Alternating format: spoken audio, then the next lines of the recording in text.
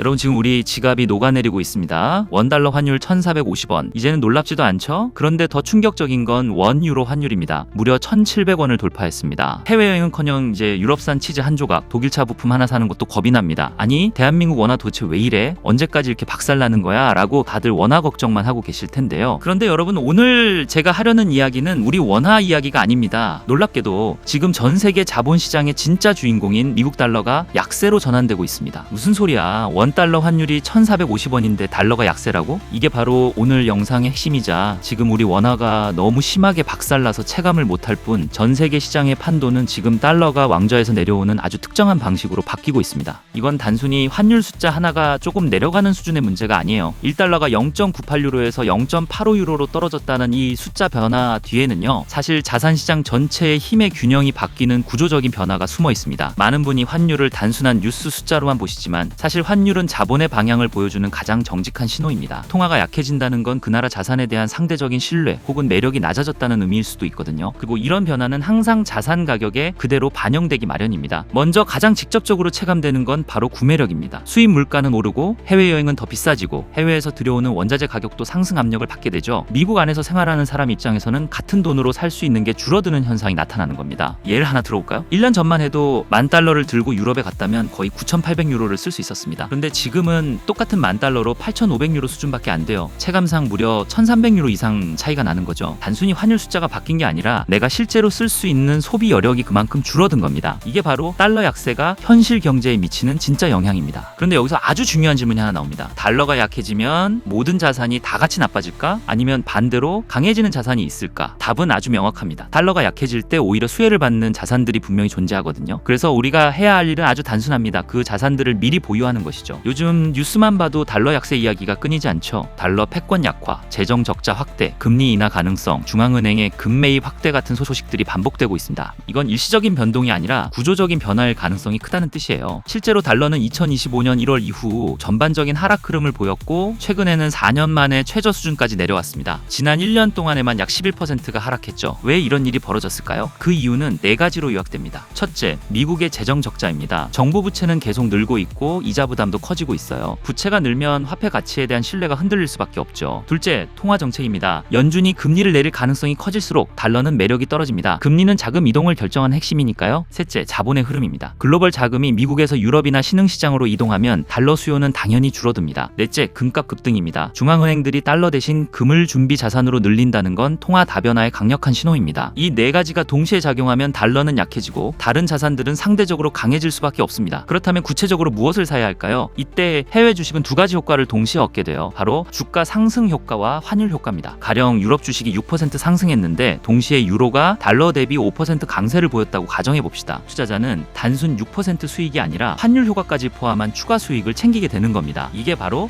달러 약세 환경에서 해외 투자가 매력적인 이유죠. 대표적인 ETF, VXUS 전체 국제시장, VA 선진시장, VWO 신흥시장, 특히 브라질, 호주, 캐나다 같은 원자재 수출국은 원자재 가격 상승과 통화 강세가 동시에 나타날 수 있어 훨씬 유리합니다. 여기서 또 이런 의문이 드실 거예요. 그럼 미국 주식은 다 팔아야 하나요? 아니요, 그건 과도한 해석입니다. 많은 미국 대기업은 이미 글로벌 기업이거든요. 애플, 마이크로소프트, 코카콜라, 캐터필러 같은 곳들은 해외 매출 비중이 상당합니다. 해외에서 10억 유로를 벌었다고 칠 때 유로가 강세라면 이걸 달러로 바꿨을 때 숫자가 훨씬 커지겠죠? 즉 환율 효과가 기업 실적에 플러스가 됩니다. 이런 기업들은 달러 약세 환경에서도 방어력이 매우 높습니다. 달러 약세하면 자동으로 등장하는 자산이 있죠. 바로 금입니다. 금은 달러로 가격이 책정되기 때문에 달러 가치가 떨어지면 금값은 오르는 경향이 있습니다. 하지만 여기서 반드시 짚고 넘어가야 할 포인트가 있어요. 금이 오르는 이유가 금이 엄청난 성장을 해서가 아니라 달러 가치가 떨어졌기 때문에 상대적으로 올라 보이는 경우가 많다는 겁니다. 그래서 금은 성장 자산보다는 통화 신뢰 하락에 대한 방어 자산으로 보시는 게 맞습니다. 대표적인 ETF, GLDM, IAU.